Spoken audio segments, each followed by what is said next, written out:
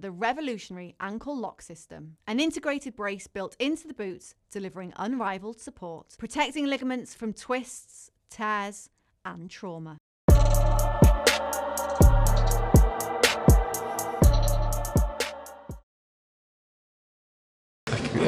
Regan Slaymaker for Boxing Social in association with Empire Fight Store and our Kings, and I have the pleasure to be joined by promoter Eddie Hearn after a very frosty face-off between Leigh Wood and Josh Warrington ahead of their rematch. I mean, very good. Listen, it's why we wanted to make the fight. The fight should have happened a year ago. That's the reality. Because of what you just saw up there, this is why it doesn't happen. You know, he wants more money. He wants to go in Nottingham. He wants to go in. It's like no one wants to give an inch, and in the end, you just got to have common sense and be sensible and say, we've got to do it, boys. And now look what happens when you do. You got a great fight. You have a big undercard February 21st, going to be sold out in Nottingham Arena.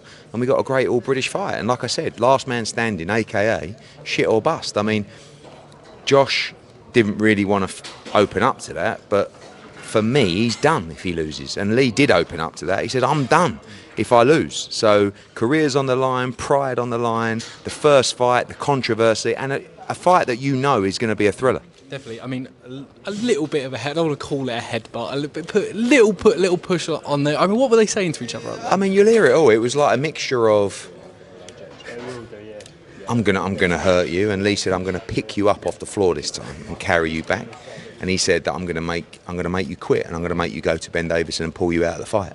There was a lot said. I was just more getting ready. I mean, luckily these guys are super featherweights, and I can get in the middle. I might get chinned on the way, but it's a bit easier for me to. So I was just ready because it was borderline.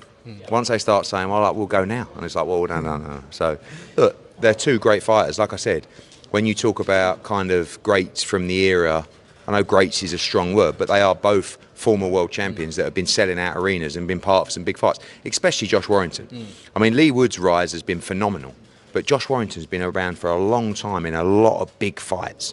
I mean, you go back to the Frampton fight in Manchester.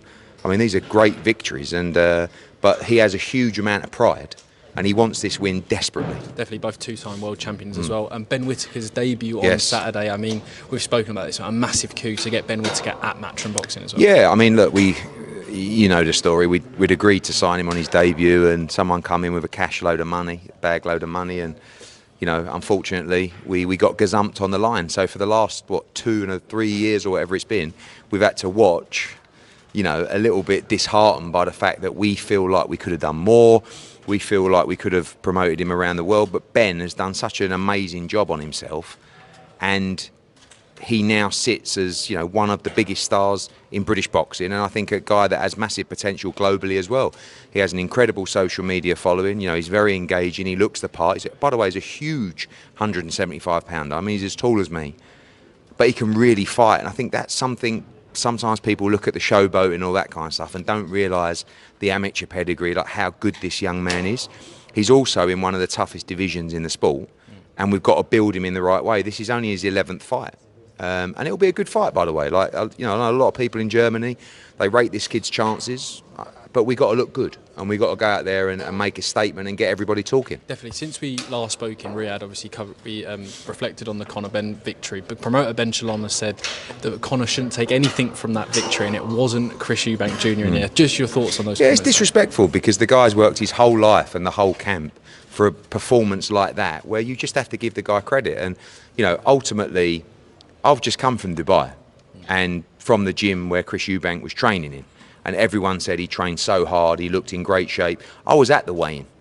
He looked like a different man than he did at the first weigh-in. I mean, he looked like a broken man at the first weigh-in. And I was actually expecting, you know, but Conor Benn just completely outboxed him, and then he beat him up. So what's the drama in saying fair play, great performance, rather than, oh no, that wasn't Chris Eubank in there? Well, it was, because I see him in there. And in fact, it was definitely him in there. And he definitely lost every round. And if the fight would have gone on for another 15 seconds, he would have got hurt badly in that fight.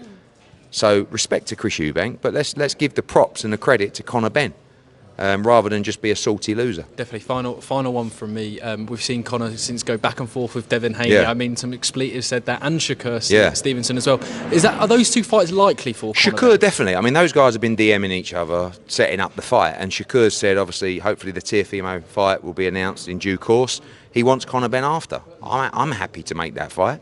You know, it doesn't carry a world title, but it's still a massive fight. You've got to think right now, Conor Benn, you know, what aggravates people, I get it all the time, he hasn't even won an area title. There are a lot of fighters that haven't won an area title. I mean, with all due respect, like, there are bigger things to do out there than win area titles, but it aggravates people that he's kind of jumped the level. Because what are you saying, that Chris Eubank Jr is not at least British and European level? Of course he is. He's a fringe world level guy, or world-class middleweight, and he beat him.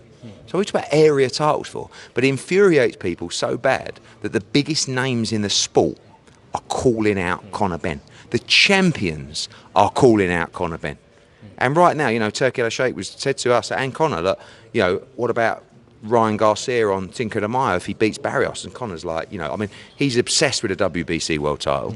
You know, we know Crocker's out there, we know Rolly Romero's out there, we know Devin Haney's out there, but he does want this shot at the WBC. So, you know, the plan now is get yourself back in the gym, get the weight down, make sure 147 is very achievable, and then the world is his oyster. Just to finish, is Chev Clark fighting on December 13th? Yes.